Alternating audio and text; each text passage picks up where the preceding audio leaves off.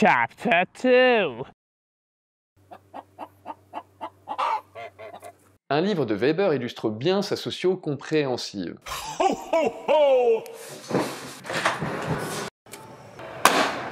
L'éthique protestante et l'esprit du capitalisme. Dans ce livre, Weber fait le rapprochement entre deux thèmes qui semblent a priori opposés, la religion et l'économie. En réalité, Weber décrit deux modes de conduite, deux styles de vie distincts.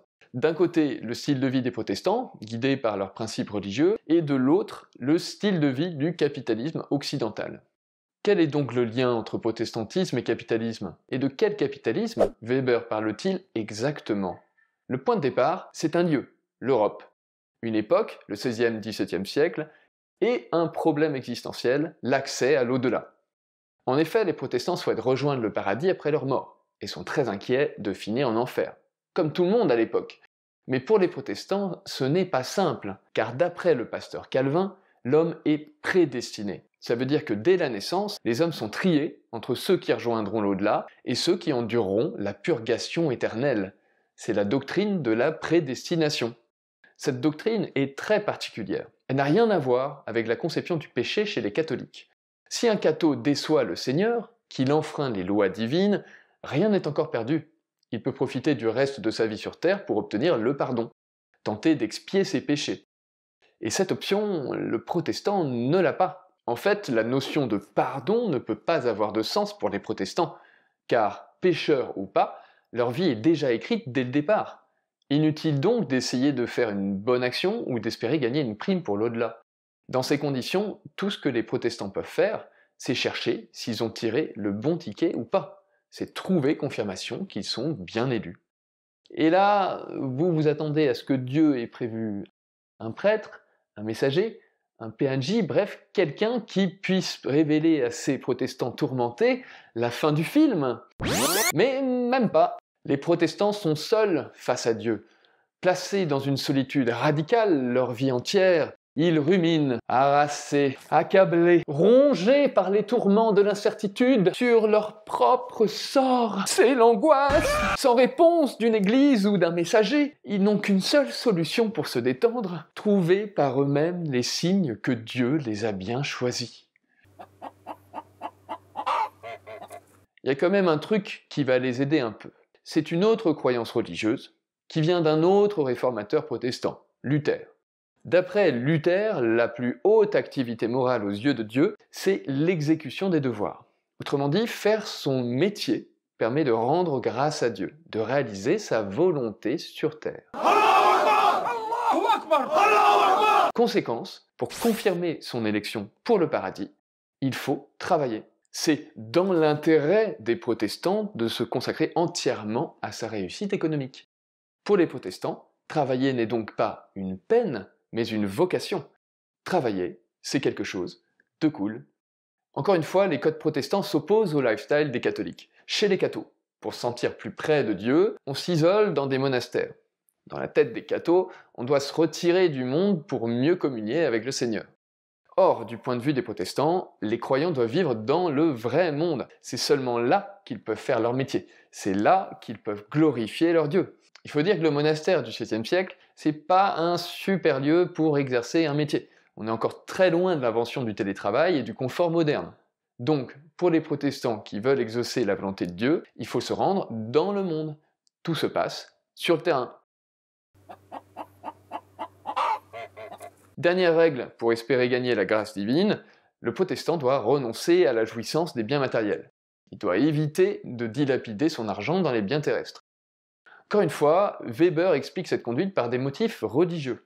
Les richesses accumulées par les protestants sont en fait la propriété de Dieu. Ah! Comment est-ce possible? Embrouille cosmique? Prank métaphysique? Complot protestant maçonnique? Souvenez-vous que le passage du protestant sur terre n'est que temporaire. Il n'est placé là que pour servir la volonté de Dieu. Donc, quand le protestant travaille, il ne fait qu'exécuter cette volonté de Dieu. Les richesses accumulées ne sont que la conséquence de cette grâce divine. Le protestant n'est donc pas propriétaire des fruits de son travail. Il n'est là que pour garder les richesses de leur vrai propriétaire, c'est-à-dire Dieu. En accord avec son Dieu, le protestant n'utilise pas ses richesses. Il les met de côté. Ou il les investit. Dans un cas comme dans l'autre, le protestant accroît son stock de richesses, augmentant du même coup la gloire de Dieu. En bref, l'enrichissement n'est pas immoral pour le protestant. Faire de l'argent n'est pas un péché, à deux conditions toutefois, tant que ces richesses proviennent du travail et pas d'un héritage par exemple, et qu'elles ne sont pas dépensées dans des objets superflus. Le bon protestant, c'est donc un protestant qui charbonne et qui épargne.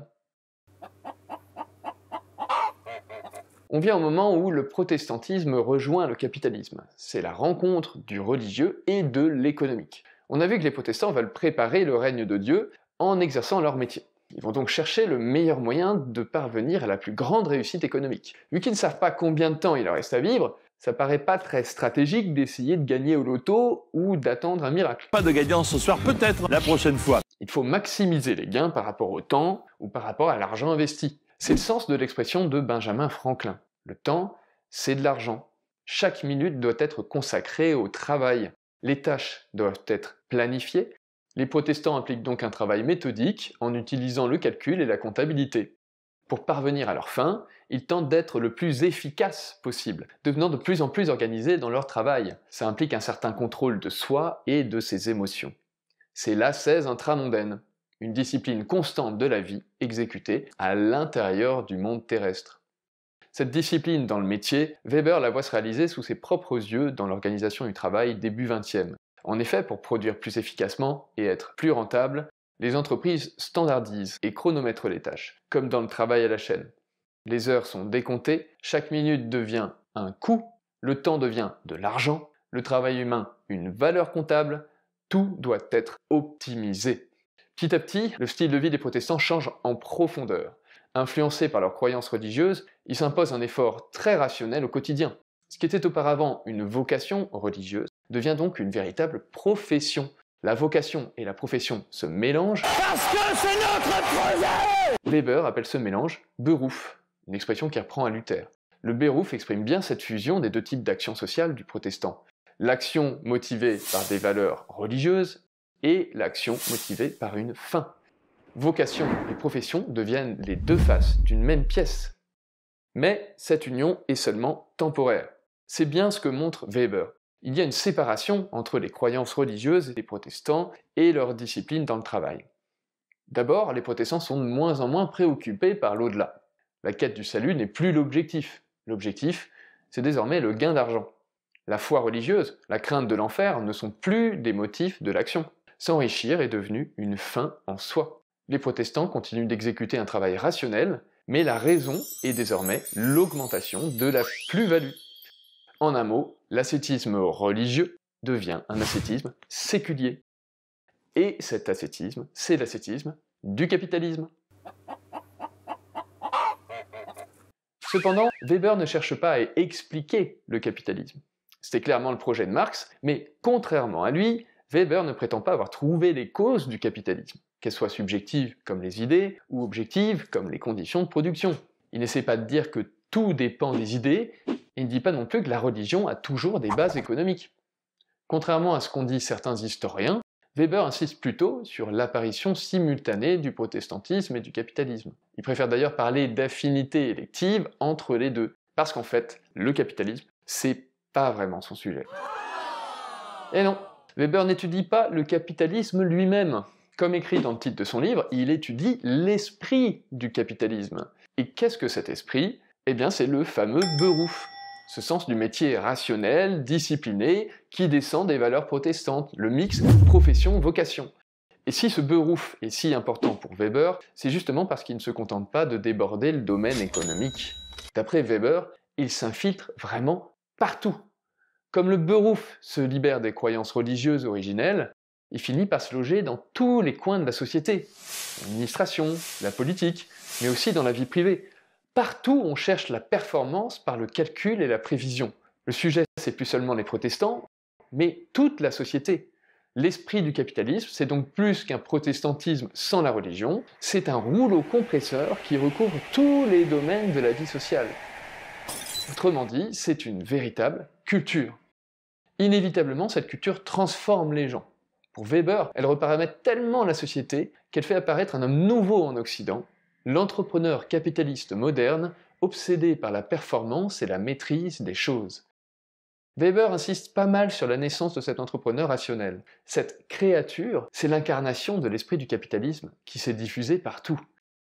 Aux yeux de Weber, c'est une nouveauté historique. Autant la cupidité et le désir de l'argent ont existé partout et depuis la nuit des temps, autant le style de vie optimisateur de l'entrepreneur occidental est totalement nouveau.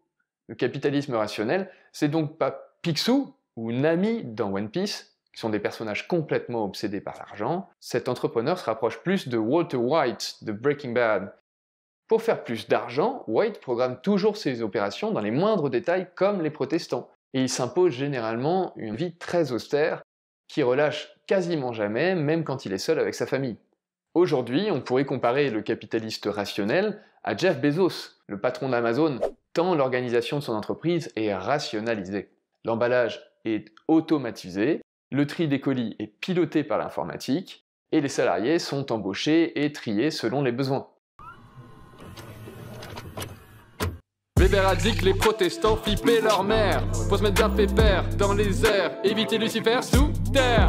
Le chemin trop long, une vie entière à broyer du noir, moi cherche la lumière. Chaque jour qui passe te lâche, te stresse, te blesse, te laisse solitaire. Lisez le bingo, c'est mort, c'est clair. Le salut dans le boulot, le Seigneur préfère. Je travaille vénère, je fais des lingots, Dieu me dit si mère. Garde mon oseille car dépenser c'est mal. J'ai plutôt le passé dans mon petit capital. Je suis rationnel, entrepreneurial. L'esprit se diffuse, international.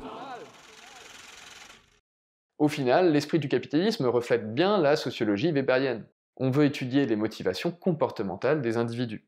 C'est ce qu'a fait Weber avec les entrepreneurs capitalistes. Il a cherché à comprendre leur culture pour arriver à expliquer leur comportement. Come and see the chapter 3.